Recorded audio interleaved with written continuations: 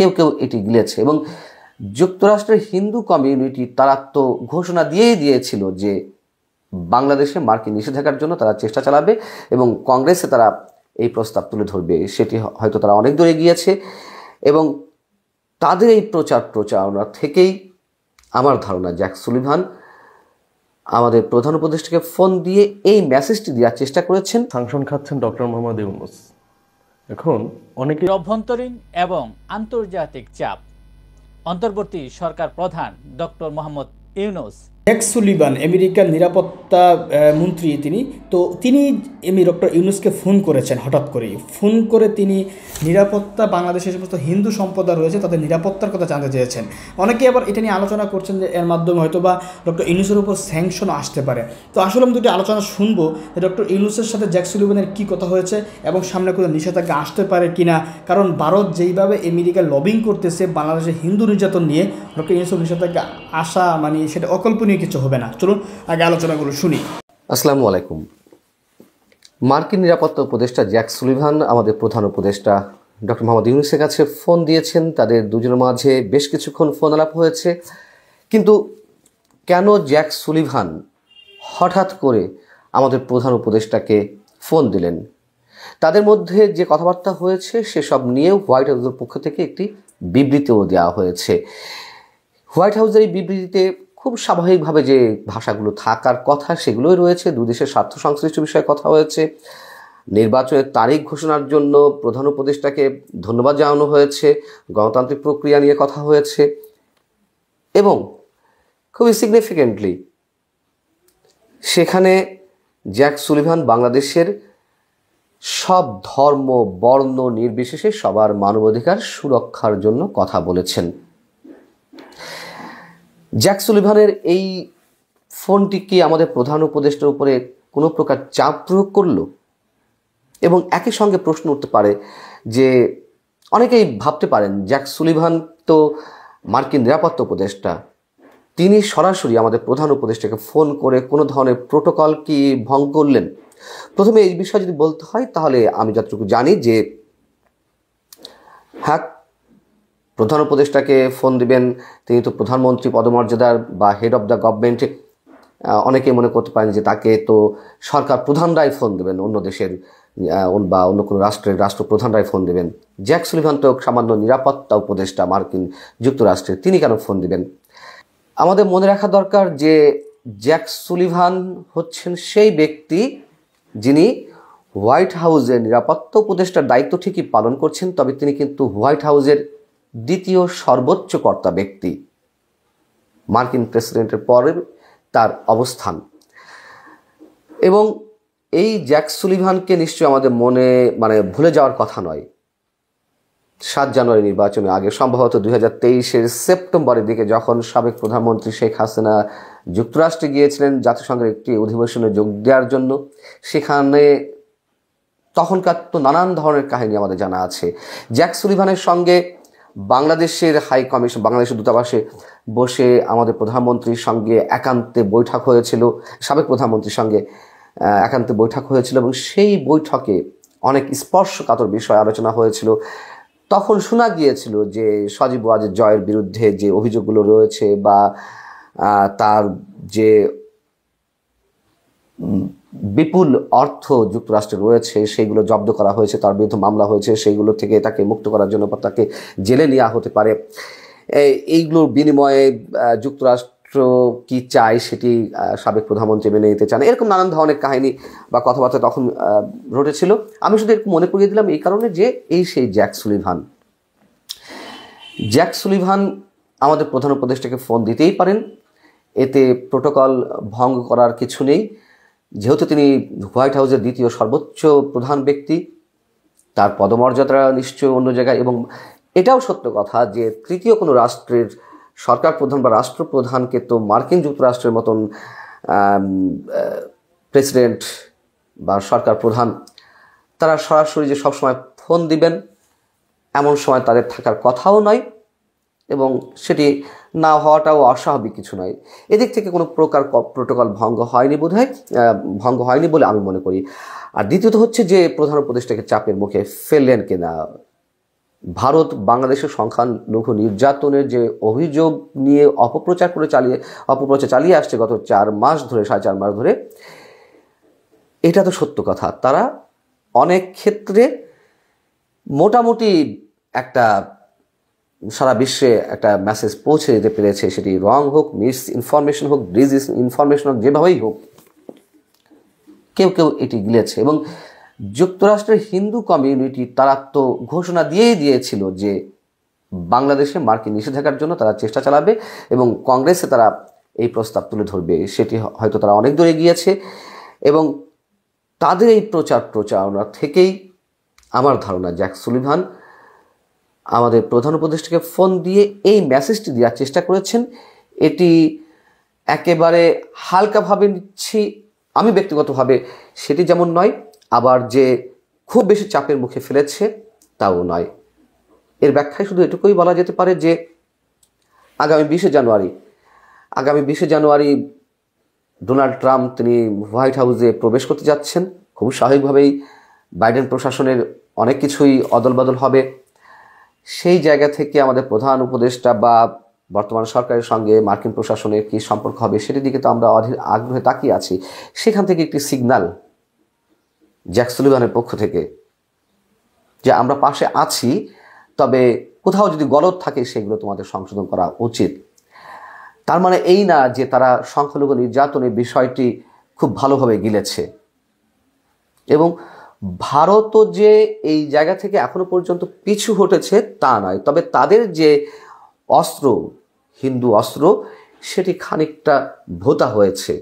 ভারতের গণমাধ্যমগুলোতে ঠিক গত 15-20 দিন আগ পর্যন্ত যেভাবে ভয়ঙ্কর আকারে অপপ্রচার চালিয়ে আসা হচ্ছিল সেটি খানিকটা হলেও কমেছে। আমি বলছি না যে তারা একেবারে থামিয়ে দিয়েছে, থামায় যে নি তার একটি বড় প্রমাণ হচ্ছে গত কয়েকদিন আগে যশোরে একটি মাদ্রাসায় ক্রীড়া অনুষ্ঠানকে ঘিরে, বার্ষিক ক্রীড়া অনুষ্ঠানকে কেন্দ্র করে যে একটি নাটকে অবতারণা করা হলো।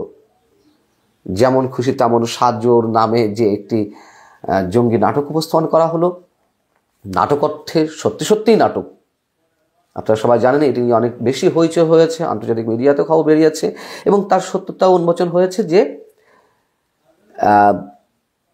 আইএসের স্টাইলে দুই পাশে 2 জন অস্ত্রধারী দাঁড় করিয়ে রেখে মাঝখানে একজন আরবি ভাষায় বয়ান দিচ্ছে এবং এটি প্রচার করা হলো। এবং গত একদিন আগ পর্যন্ত আমি বলতে চাচ্ছি যে সোমবার বা রোববারেও কথিত একটি গণমাধ্যম ভারতের রিপাবলিক বাংলা তারা সেটি নিয়ে একেবারে তুলকালাম কাণ্ড ঘটিয়ে দিয়েছে যে বাংলাদেশে প্রকাশ্যে জঙ্গিরা এইভাবে বক্তব্য দিচ্ছে, তারা তাদের বয়ান দিচ্ছে। কিন্তু এটা যে একেবারে মিথ্যা, এখানে জঙ্গিবাদের কোনো, অন্তত ওই ঘটনায় ন্যূনতম কোনো জায়গা নেই, সেটি স্পষ্ট হয়েছে। এবং এটিও ক্রস চেকের মাধ্যমে বিভিন্ন গণমাধ্যমে উঠে এসেছে। যাও, কিন্তু কথা হচ্ছে যে এটি তারা করার সুযোগ পাচ্ছে কেন? এখনো পর্যন্ত আমরা যেটুকু দেখতে পাচ্ছি অবশ্যই মৌলবাদী আস্ফালন আগের চেয়ে অনেক বেশি বেড়েছে, নানান পর্যায়ে হুমকি ধামকি আসছে। এইগুলো তো আমরা একেবারে অস্বীকার করতে পারি না। এটা সত্য কথা হয়তো যে জঙ্গিবাদ এখনও সেভাবে মাথাচাড়া দিয়ে ওঠেনি, কিন্তু সিমটম যা বলছে তাতে আশঙ্কার অনেক কিছু থাকতে পারে। তবে অবশ্যই ভারত যেভাবে প্রচার করছে সেটি নিশ্চয়ই নয়। নিশ্চয়ই সংখ্যালঘুদের উপরে ওইভাবে নির্যাতনটি করা হচ্ছে না গত 4 মাস বা 4.5 মাসে যেভাবে তারা প্রচার করছে। এগুলো নিয়ে অনেক কিছু বলা হয়েছে, তবে সরকারের পক্ষ থেকে যে উদ্যোগগুলো নেওয়া উচিত ছিল সেটি আমরা এখনো পর্যন্ত দেখতে পাইনি। তারা ভারত যেভাবে বিভিন্ন ভাষায়, হিন্দি, বাংলা, ইংরেজি সহ আঞ্চলিক নানা ভাষায় সারা পৃথিবীতে এইসব অপপ্রচার ছড়িয়ে দিচ্ছে, আমাদের সরকারের পক্ষ থেকে তেমন কোনো ধরনের উদ্যোগ এখনো পর্যন্ত নেওয়া হয়নি। অন্তত এই যে মিস ইনফরমেশন, রং মেসেজ, এইগুলো অন্তত ইংরেজিতে ট্রান্সলেট করে সারা বিশ্বে ছড়িয়ে দেওয়া, অথবা বিশ্বের যেসব প্রভাবশালী গণমাধ্যম আছে তাদের প্রতিনিধিদেরকে, সাংবাদিককে আহ্বান জানো বাংলাদেশে এসে ক্রস চেক করার জন্য যে আপনারা আসুন দেখুন। সাংশন খাচ্ছেন ডক্টর মোহাম্মদ ইউনূস। এখন অনেকেই দেখি কমেন্ট করতেছে যে সাংশন খাচ্ছেন ডক্টর মোহাম্মদ ইউনূস, সাথে সাথে আরও অনেকেই আছে। আবার আমাকে কমেন্ট করে যে তোমাদের কি হবে, ডক্টর মোহাম্মদ ইউনূস তো সাংশন খাইতেছে। ফার্স্ট অফ অল বলি, ডক্টর মোহাম্মদ ইউনূস আমাদের না। ডক্টর মোহাম্মদ ইউনূস স্যাংশন খাইলেও কিছু যায় আসে না, না খাইলেই কিছু যায় আসে না। সো এই কথাটা কেউ বলবেন না। আর ডক্টর মোহাম্মদ ইউনূস স্যার এখন স্যাংশন খাইলে কি হবে? সে ক্ষমতা থেকে চলে যাবে? হ্যাঁ, এখন আমি একটা কথা বলি, এই কথাগুলো কারা বলতেছে? ডক্টর মোহাম্মদ ইউনূস স্যাংশন খাবে বলতেছে আওয়ামী লীগের যারা আছে ওরা, মানে আওয়ামী লীগ আর বলতেছে। দেখেন, গত বছর এই সময়তে নির্বাচনের আগে শেখ হাসিনা বারবার করে বলছে না স্যাংশন দিলে কিছু যায় আসে না, আমরা আমেরিকাতে যাব না, হ্যান করব না, ত্যান করব না, বলছে না। দেখেন, ভাগ্যের কি নির্মম পরিহাস, 1 বছর আগে শেখ হাসিনা যে কথাগুলো বলছে যে আমাদের স্যাংশনে কিছু যাবে আসবে না, হ্যান হবে না, ত্যান হবে না, এখন ডক্টর মোহাম্মদ ইউনূসকে সেই স্যাংশন খাওয়ানোর জন্যই শেখ হাসিনা উঠে পড়ে লাগছে। শেখ হাসিনার আওয়ামী লীগ এটা প্রচার করতেছে। দেখ, 1 বছর আগে তোরা যেটা বলছিলি সেটা তোদের সাথে এখন ঘটতেছে। তোরা 20,000 কিলোমিটার পার হয়ে যাবি না, 20 ঘন্টা জার্নি করে যাবি না, হ্যান করবি না, অনেক ধরনের কথা, ঠিক না? আমরা বলতাম আর হাসাহাসি করতো। আমরা যখন কথা বলতাম যে শেখ হাসিনা স্যাংশন খাবে, শেখ হাসিনা স্যাংশন খাওয়ার জন্য যথেষ্ট কারণ ছিল। আর স্যাংশন তো হইলে মানবাধিকার দিবসে হওয়ার কথা ছিল, সেটা যদি হয় নাই, তো ডক্টর মোহাম্মদ ইউনূসে কোন ইস্যু দেখায় স্যাংশন দিবে? বাংলাদেশের অ্যাবের উপর স্যাংশন দেওয়া হয়, সেটা হচ্ছে 10ই ডিসেম্বর মানবাধিকার দিবসে, এটা আমরা খুব ভালো করেই জানি। তো মানবাধিকার দিবস তো চলে গেল, তো স্যাংশন ডক্টর মোহাম্মদ ইউনূসকে কোন ইস্যুতে দিবে, কি জন্য দিবে? যাই হোক, এখন ওদের ভরসা তো অনেক কিছুই, মানে অনেক যেটা শুনতেছে সেটাই প্রচার করতেছে, আর আমাদেরকে বিরক্ত করতেছে। আমাদের এখানে কমেন্ট করে এসে যে তোদের কি হবে, হ্যান হবে, ত্যান হবে। ডক্টর মোহাম্মদ ইউনূস স্যাংশন খাবে না। তোমাদের আবারও বলি যে বাংলাদেশের রাজনীতিতে শেখ হাসিনা কখনো পুনর্বাসন হবে না। বাংলাদেশের রাজনীতিতে বর্তমানে যারা আছে আওয়ামী লীগের, এই ম্যাসাকার ঘটনা ঘটানোর পিছে এবং লাস্ট 15.5 বছরে যে আওয়ামী লীগের এমপি মন্ত্রী সুবিধা ভোগ করছে, তারা যতদিন থাকবে বাংলাদেশে, আওয়ামী লীগ বাংলাদেশে পুনর্বাসন হইতে পারবে না। আওয়ামী লীগ বাংলাদেশের রাষ্ট্র ক্ষমতা আসতে পারবে না। চ্যালেঞ্জ করলে চ্যালেঞ্জ করতে পারো। বিগত সময় অনেক কথা বলছি, অনেক কথাই সত্যি হয়েছে এবং সত্যি হওয়ার পথে। তো যেই কথা বলে গেলাম যে বাংলাদেশ রাষ্ট্র ক্ষমতা আওয়ামী লীগ আসতে পারবে না, লিখে রাখতে পারো আজকের ডেট দিয়ে। কখনো ক্ষমতা আসলে বইল। তো এইসব স্যাংশন ম্যাংশনে ভরসা করে কোনো লাভ নাই ভাই। এগুলাতে ডক্টর মোহাম্মদ ইউনূসেরও কিছু হবে না, বিএনপিরও কিছু হবে না, জামাতেরও কিছু হবে না। এই জন্য ভাই এই স্যাংশনে ভরসা করে বসে থাকার কোনো লাভ নাই। তোরা ভাই সুশীল লীগ হয়ে আসিস, সুশীল লীগ হয়েই থাক, অন্য কোনো লীগ হওয়ার চেষ্টা করিস না। পরে আবার দেখা গেলো স্যাংশন লীগ বলবে সবাই। যাই হোক, ভালো থাকবেন সবাই। আসসালামু আলাইকুম। ডক্টর মোহাম্মদ ইউনূস স্যারকে কেন ফোন করলো?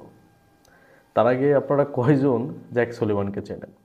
জ্যাক সুলিভান হচ্ছে আমেরিকার জাতীয় নিরাপত্তা উপদেষ্টা, 4টেখানি কথা না কিন্তু। আর জ্যাক সুলিভান কিন্তু হোয়াইট হাউসের দ্বিতীয় ক্ষমতাধর ব্যক্তি, মানে যে প্রেসিডেন্টের পরেই কিন্তু জ্যাক সুলিভান। তো জ্যাক সুলিভানের মতো একজন ব্যক্তি ডক্টর মোহাম্মদ ইউনূসকে ফোন করা 4টেখানি কথা না।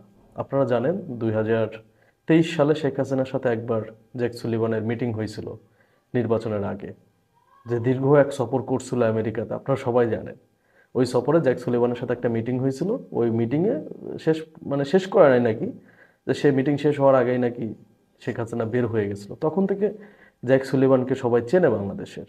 এখন আপনারা যারা চেনে না তাদেরকে বললাম, সে ফোন করছে। সে ফোন করে তো আমরা যতদূর জানি ডক্টর মোহাম্মদ ইউনূস কিন্তু বলছে তার সাথে কি কথা হয়েছে। এখন সব কথা তো ডক্টর মোহাম্মদ ইউনূস প্রকাশ্যে বলে নাই, যে কথা হয়েছে সেটাই বলছে, যে আমাদের ডক্টর মোহাম্মদ ইউনূস সরকারকে অভিনন্দন জানাইছে, সাথে কাজ করবে, এই ধরনের কথা। এটা তো বলবেই, যে কোনো সরকার এটা বললেও এটা বলবে যে কাজ করতে আগ্রহী, একসাথে কাজ করবে, এই কথাগুলো বলবে।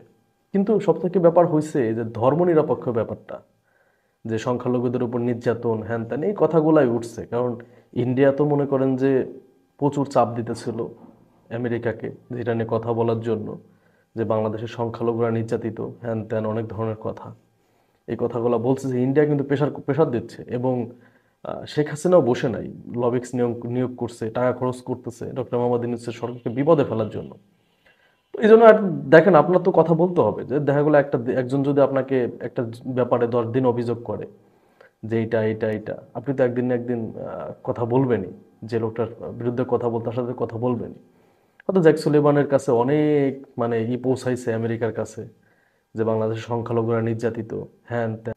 এই জন্যই জ্যাক সুলিভান ফোন করছে যে সংখ্যালঘুরা নির্যাতিত। কিন্তু আমি জানি যে পশ্চিমারা এটা বিশ্বাস করে যে বাংলাদেশে যে মুসলিম ধর্মে যারা আছে ওরা উগ্র না, ওরা হচ্ছে উদারপন্থী। 90% যতই মুসলিম হোক না কেন, পৃথিবীর যতগুলা দেশে মুসলিম আছে সব থেকে উদারপন্থী মুসলিম বাংলাদেশিরাই এটা বিশ্বাস করে। যাই হোক, সেই জন্য হয়তো এতদিন চুপ করে চলে, প্রোপাগান্ডা ছড়াইছে যে বাংলাদেশের সংখ্যালঘুরা নির্যাতিত, এত মানুষ মারছে, এটা করছে সেটা করছে, অনেক কথাই কিন্তু বলছে। ওরা বলতে 2000-3000 মানুষ মেরে ফেলছে, যদিও বাংলাদেশে কিছু ঘটে নাই। তো ফোনটা দেওয়াই স্বাভাবিক, যেহেতু বাংলাদেশ পাশের দেশ ইন্ডিয়া, এই ইন্ডিয়া অভিযোগ করছে ফোন দিবে না। তারপরে আবার আমাদের মাহফুজ আলম যে একটা ঘটনা ঘটাইছে যে বাংলাদেশে আপনার কি করছে, ওই বাংলাদেশের মানচিত্র বাড়াবে এই ধরনের কথা বলছে, এটা নিয়েও কথা হইতে পারে। তবে জ্যাক সুলিভান ফোন দেয়া নর্মাল কোনো ইস্যু না, হয়তো চাপ, দেশের অভ্যন্তরীণ এবং আন্তর্জাতিক চাপ অন্তর্বর্তী সরকার প্রধান ডক্টর মোহাম্মদ ইউনূস কি পারবেন সামলাতে?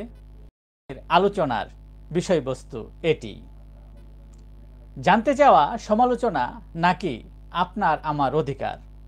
আজকের 36তম পর্বে আলোচিত বিষয়গুলো হচ্ছে যে আন্তর্জাতিক মহল থেকে যে চাপ আসতে পারে বা আসা শুরু করে দিয়েছে, সেই সাথে বাংলাদেশের অভ্যন্তরে যে চাপ অনুভব করছে বর্তমান সরকার, সেটা সামাল দেওয়ার মতো অন্তর্বর্তী সরকার প্রধান ডক্টর মোহাম্মদ ইউনূসের আছে কিনা, এই বিষয়গুলো নিয়েই আজকে আলোচনা করব।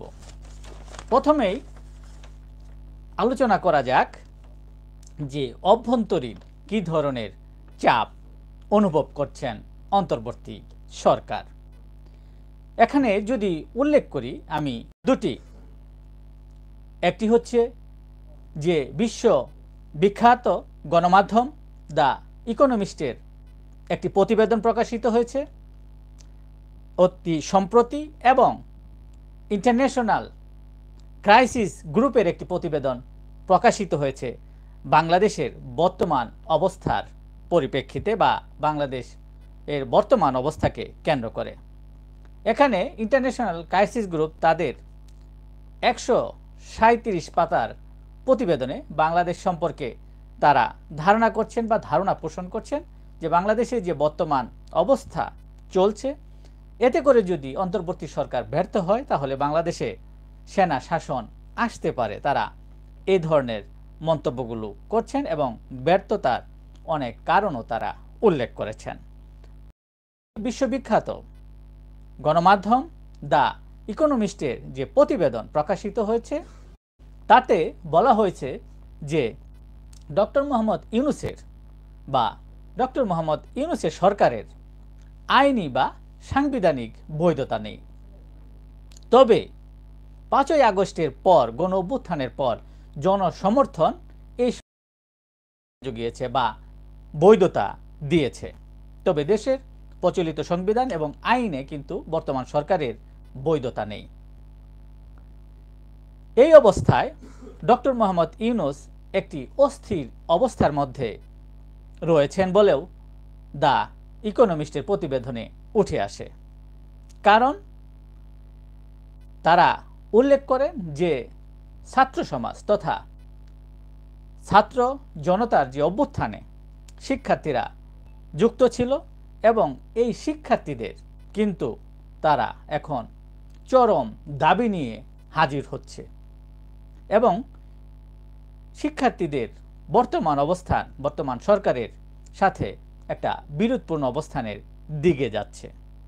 তারা দাবি করছে যে আওয়ামী লীগ দলকে নিষিদ্ধ করার এবং শেখ হাসিনাকে ইন্ডিয়া থেকে ফেরত নিয়ে এসে বিচারের সম্মুখীন করা, 72-এর সংবিধান বাতিল করা, তারপরে রাষ্ট্রপতির পদত্যাগ ছাড়াও অন্যান্য নানা ইস্যুতে তারা কিন্তু দাবি জানাচ্ছে। এখন সরকার যদি তাদের এই দাবি বা তাদের প্রত্যাশা পূরণে ব্যর্থ হয় তাহলে দ্য ইকোনমিস্টের প্রতিবেদনে তারা যেটা উল্লেখ করছেন যে এই ছাত্ররাই সরকারের বিরুদ্ধে পথে নামবে, আবার রাজপথে নামবে, এটি তারা উল্লেখ করেন। অন্যদিকে যেটি বলা হচ্ছে সেটি হচ্ছে যে রাজনৈতিক দল বিএনপিও নির্বাচনের জন্য একটি চাপের মুখে রেখেছে বর্তমান ইউনূস সরকারকে। সেই চাপ সামাল দিতে সরকার যদি বিএনপির সাথে কোনো সমঝোতায় না আসতে পারে তাহলে তারাও রাজপথে নামবে। এছাড়াও সাধারণ মানুষ তো আছেই, বিভিন্ন ধরনের সরকারের অসঙ্গতি বা ব্যর্থতার কারণে, দ্রব্যমূল্যের ঊর্ধ্বগতি, তারপরে আইন শৃঙ্খলার অবনতি, বিভিন্ন দাবি দেওয়ার আদায়ের ক্ষেত্রে বিভিন্ন আন্দোলন, এই সমস্ত বিষয়গুলো তো আছেই। তাছাড়া দ্য ইকোনমিস্ট আরেকটি বিষয় যেটি উল্লেখ করেছে সেটি হচ্ছে যে বাইডেন প্রশাসনের কাছ থেকে ডক্টর মোহাম্মদ ইউনূস সরকার যে সহযোগিতা পেয়েছেন সেটি তো ডোনাল্ড ট্রাম্পের প্রশাসনের কাছ থেকে নাও পেতে পারেন, এমন একটি মন্তব্য কিন্তু করেছেন। কাজে এই যে অভ্যন্তরীণ যে এক ধরনের চাপ, সেই সাথে এখন আন্তর্জাতিক যে চাপগুলো পরিলক্ষিত হচ্ছে কিংবা অন্তর্বর্তী সরকার অনুধাবন করছেন তার দিকে ধেয়ে আছে, সেটি হচ্ছে যে প্রথম দিকে যদি যাওয়া যায়, যেমন জাতিসংঘের মানবাধিকার কমিশন তারা বাংলাদেশে ইতিমধ্যেই সফর করেছেন এবং তারা কিন্তু সরকারকে বলেছেন যে সকল রাজনৈতিক দলের মত প্রকাশ এবং সভা সমাবেশ করার এবং তাদেরকে সুরক্ষা দেওয়ার কিন্তু এটা নিশ্চিত করতে হবে। মত প্রকাশের স্বাধীনতা থাকতে হবে এবং সকল হত্যাকাণ্ডের বিচার হতে হবে এবং কাউকে দায় মুক্তি দেয়া যাবে না এবং মব জাস্টিস কোনো অবস্থাতেই মেনে নেওয়ার মতো নয়, তারা কিন্তু এটি বলেছে। অন্যদিকে অতি সম্প্রতি যেটা জাতিসংঘের মানবাধিকার কমিশন বলছে যে 10 তারিখে নূর হোসেন দিবসে যে দমন পীড়ন বা নির্যাতনের শিকার হয়েছে আওয়ামী লীগের কর্মীরা, সেটিকেও তারা কিন্তু বিচার দাবি করেছে, সেটির জন্য যেন সুষ্ঠু তদন্ত করে বিচার হয়, তারা কিন্তু এটিও বলছে। অন্যদিকে আন্তর্জাতিক শুরু হয় যে ইউনূস সরকার যদি আমেরিকার নির্বাচনে যদি ট্রাম্প জয়লাভ করে তাহলে চাপের মুখে পড়বেন এবং সেই সন্দেহটাকে আরও বাড়িয়ে দেয়। নির্বাচনের কিছুদিন আগে, 5 দিন আগে ট্রাম্পের সামাজিক যোগাযোগ মাধ্যম এক্সকে দেওয়া এক প্রতিক্রিয়া বাংলাদেশ সম্পর্কে, যে তিনি সেখানে বলছিলেন বাংলাদেশে একটি বিশৃঙ্খল অবস্থা চলছে এবং বাংলাদেশে যারা সংখ্যালঘু আছেন তাদের উপর নির্যাতন করা হচ্ছে কিংবা সংখ্যালঘুরা নির্যাতনের শিকার হচ্ছে।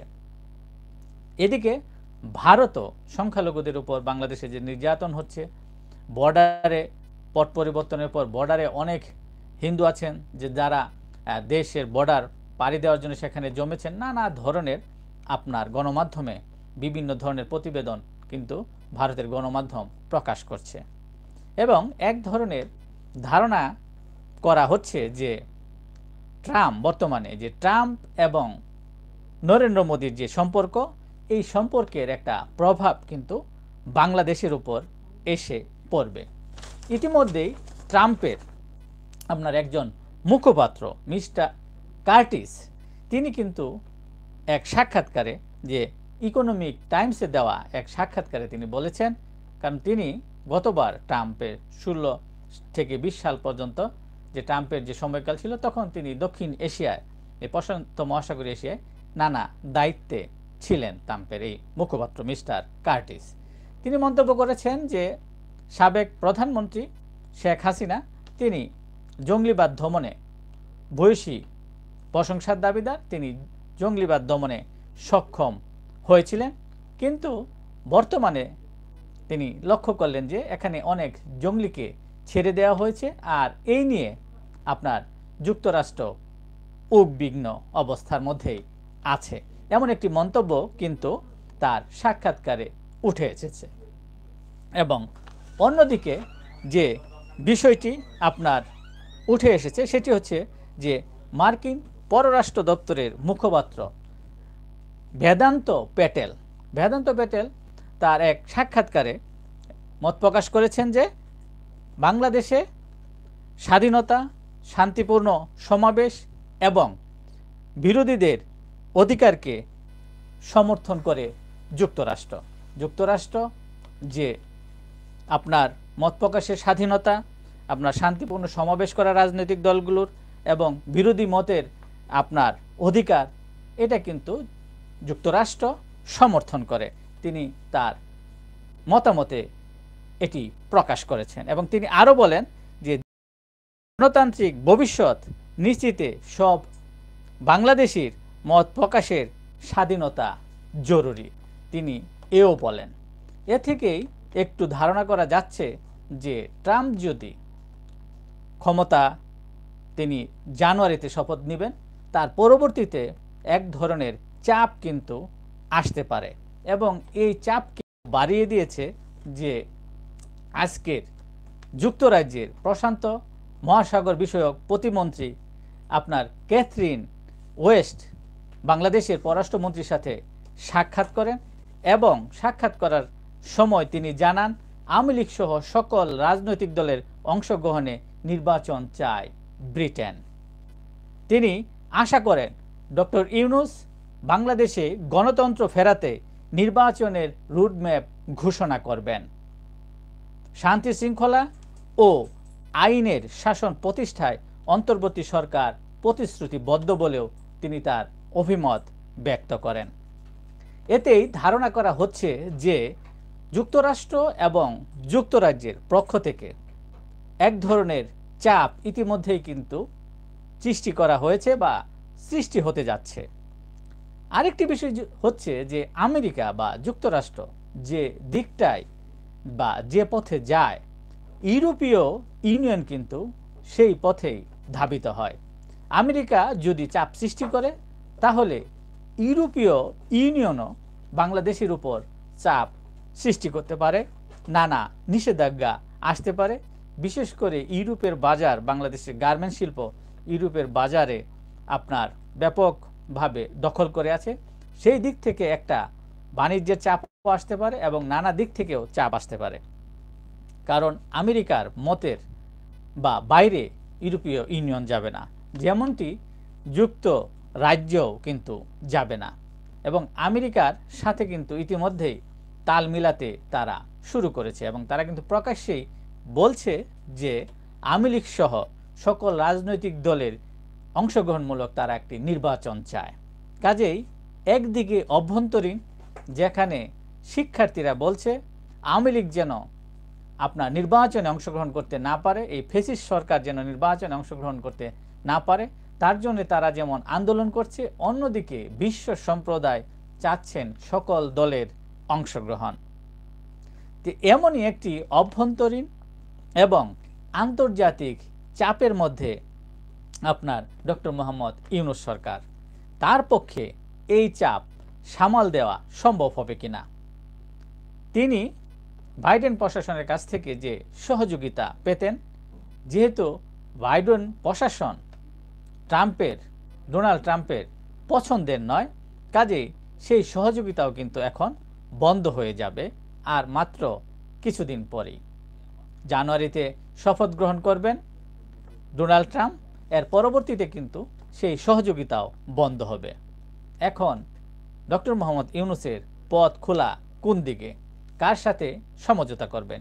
ইতিমধ্যেই আইন উপদেষ্টা কিন্তু বলছেন যে বাংলাদেশের চারপাশে কোনো বন্ধু রাষ্ট্র নেই, কাজেই বাংলাদেশের ভেতরে যেন অন্য কোনো দেশ না গলাতে পারে সেদিকে কিন্তু সজাগ থাকতে হবে। কারণ তারা অনুধাবন করতে পারছেন যে বাংলাদেশের চারদিকে প্রকৃতপক্ষেই আসলে কি বিপদ ঘিরে আছে। এই বিপদ সামাল দিয়ে ডক্টর মোহাম্মদ ইউনূস গতকালও যেটি বললেন যে একটি বাংলাদেশ, নতুন একটি বাংলাদেশ গড়ার যে প্রত্যয় তিনি ব্যক্ত করলেন, আসলে কতটা সার্থক হবেন তিনি এই মুহূর্তে।